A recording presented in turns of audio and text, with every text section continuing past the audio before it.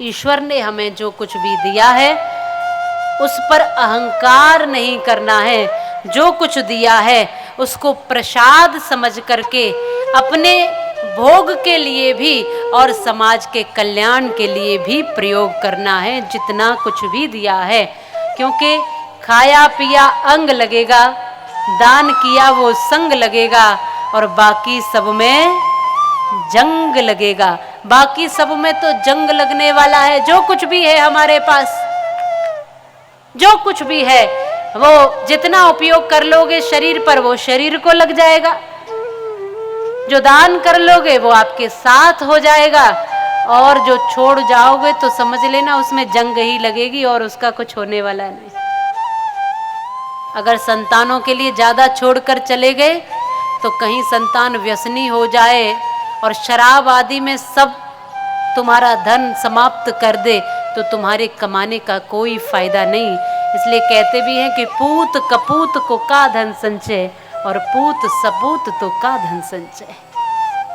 अपने रहते रहते जो करना है करते जाइए। बहुत लोगों के पास तिजोरी में बहुत कुछ रखा है, बहुत कुछ भरा रखा है, पर हिम्मत नहीं होती निकालने की। एक व्यक्ति बहुत धनवान था, अरबोपति, और कथा में आता था, रोज कथा सुनता था, सब दान देते थे। साधारण सा व्यक्ति भी, रिक्शा चलाने वाला, गाड़ी चलाने वाला, खेती करने वाला, सब देते थे दान। तो इसके मन में भी आया मैं भी दान कर दूं। कथा का 7वां दिन था। इसने सोचा मैं भी कुछ दान कर दूं आज तो। इतने दिन बीत गए। अब एक दूसरे को देख के आता है ना मन में कि चलो वो कुछ दे रहा है तो हम भी कुछ दे देते हैं कथा में। तो इस व्यक्ति ने 7वें दिन हिम्मत की और अपनी तिजोरी में से एक सिक्का निकाला, 1 रुपया निकाला, और 1 रुपया लेकर के कथा में आ गया। इसने कहा कि सब देखेंगे तब दूंगा, ऐसे थोड़ी दूंगा चुपचाप से।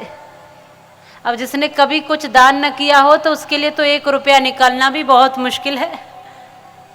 अब हाथ में लेकर के ये सिक्के को बैठा रहा, आरती हो गई, किसी का ध्यान ही इसकी तरफ नहीं था, इसने नहीं दिया। कथा शुरू हो गई कि बीच में से आऊंगा, तो बीच में से उठने लगा तो पड़ोसी ने बिठा लिया कि बैठ, कथा में आनंद आ रहा है। बीच में से कहाँ चले। पूरी कथा 3 घंटे की हो गई, ये दान कर ही नहीं पाया।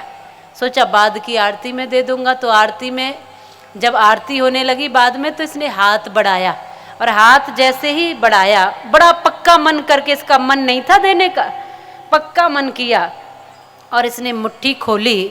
जैसे ही मुट्ठी खोली तो देखा कि हाथ पसीज गया। अब कुछ मुट्ठी में रखोगे और 3 घंटे बंद रखोगे तो हाथ मुट्ठी थोड़ी पसीज जाती है कि नहीं। तो थोड़ा पसीज गया था हाथ, थोड़ा सा गीला हो गया। अब इसने देखा कि भाई मैं इस सिक्के को इतना प्यार करता हूँ। अब सिक्के से कहने लगा कि आज मुझे पता चला कि तू भी मुझसे उतना ही प्यार करता है, कि मुझसे बिछुड़ने के गम में आंसुओं से रो रहा है। मेरा मन तो बिल्कुल नहीं था देने का, लेकिन आज मैंने तेरा प्यार भी देख लिया। मैं जितना तुझसे प्यार करता हूं, तू भी उतना ही मुझसे प्यार करता है। मैं तुझे छोड़कर जाने वाला था, इसीलिए तू आंसुओं से रो रहा है, पर मैं इतना निर्दयी नहीं हूं कि तुझे यहाँ छोड़कर चला जाऊं। कथा तो फिर कभी करवा लेंगे सर्रीवासी। तो फिर इसने सिक्का जेब में डाला और राधे राधे करके चल पड़ा। तो कुछ लोग ऐसे भी होते हैं कि सब कुछ दिया है परमात्मा ने, लेकिन मन नहीं है, तो फिर कुछ मतलब नहीं है। और कुछ लोग ऐसे हैं जिनके पास बहुत थोड़ा है, उसमें वो खूब आनंदित भी रहते हैं, खूब अच्छा भोजन करते हैं, अच्छा पहनते हैं, अच्छा जीवन जीते हैं, स्वाभिमान की जिंदगी जीते हैं, और धर्म के काम में भी आराम से लगाते हैं और आनंद पाते हैं। कुछ ऐसे होते हैं कि ना तो खुद पर खर्च करते, ना तो अच्छा खाते, ना तो अच्छा पहनते, ना तो अच्छा जीते, और ना किसी को देते, बस तिजोरी बंद करने में लगा देते हैं और पूरा जीवन यूं ही चला जाता है, साथ कुछ जाता नहीं है। तो अपने परिवार पर, अपने ऊपर खर्च करो और इस समाज पर खर्च करो। देने वाला भाग्य विधाता है, दाता वो बैठा है। वामन भगवान यहाँ हमारे प्रकट हो गए हैं। ये देने के लिए बैठे ही है। आनंद कंद प्रभु देने को बैठे हैं।